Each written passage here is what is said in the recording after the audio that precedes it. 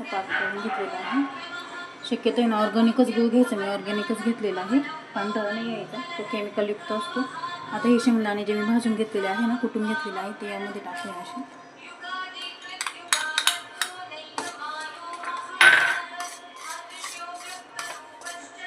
त्यानंतर जे तीळ होते ना आपले, ते यामध्ये घालून घेणार.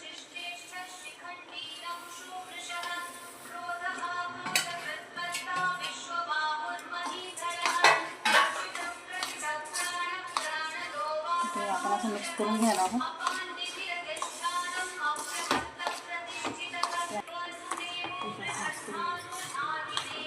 आणि गरम आहे तोपर्यंतच बांधायचे. आपण हाताला तेल पाणी लावू शकतो.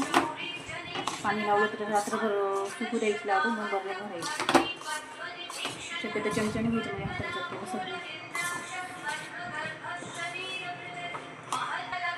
आता हे आपलं असं तयार आहे. शक्यतो आहे ना सुरुवातीला आकार नाही द्यायचं.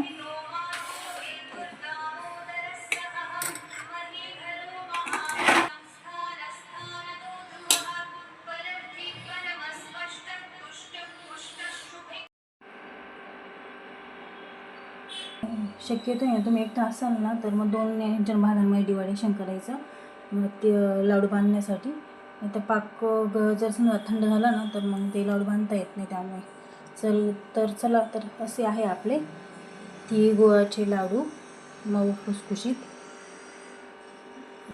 आवडला असेल तर कमेंट करून सांगा, शेअर करा, सबस्क्राईब करा. तोपर्यंत भेटूयात. Bye bye.